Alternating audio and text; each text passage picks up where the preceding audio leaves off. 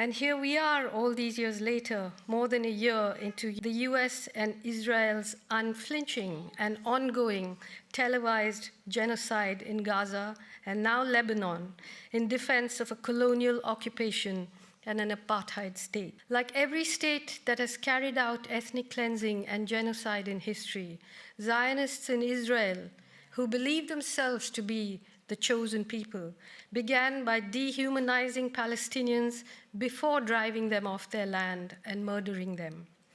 Prime Minister Menachem Begin called Palestinians two-legged beasts. Yitzhak Rabin called them grasshoppers who could be crushed. And Golda Meir said there was no such thing as Palestinians.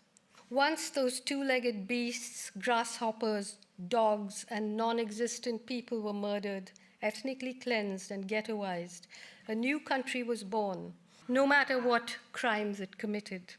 It grew up like a protected child in a wealthy home whose parents smile proudly as it commits atrocity upon atrocity.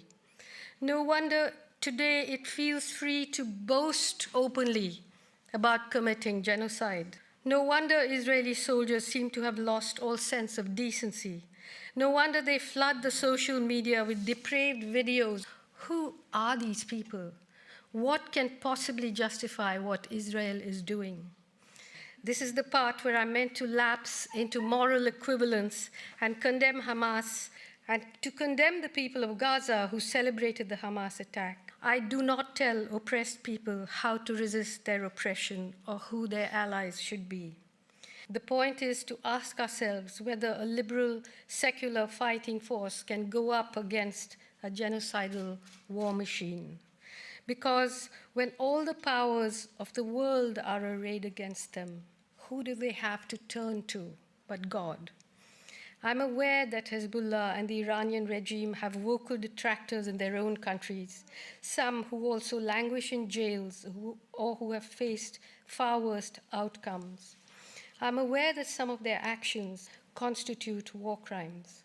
However, there cannot be an equivalence between this and what Israel and the United States are doing in Gaza, in the West Bank, and now in Lebanon. I ask you, which of us sitting in this hall would willingly submit to the indignity that Palestinians in Gaza and the West Bank have been subjected to for decades? What peaceful means have the Palestinian people not tried?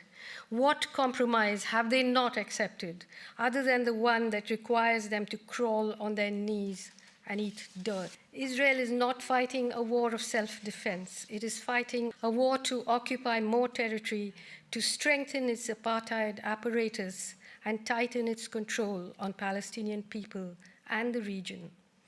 When Benjamin Netanyahu holds up a map of the Middle East in which Palestine has been erased and Israel stretches from the river to the sea, he is applauded as a visionary who's working to realize the dream of a Jewish homeland.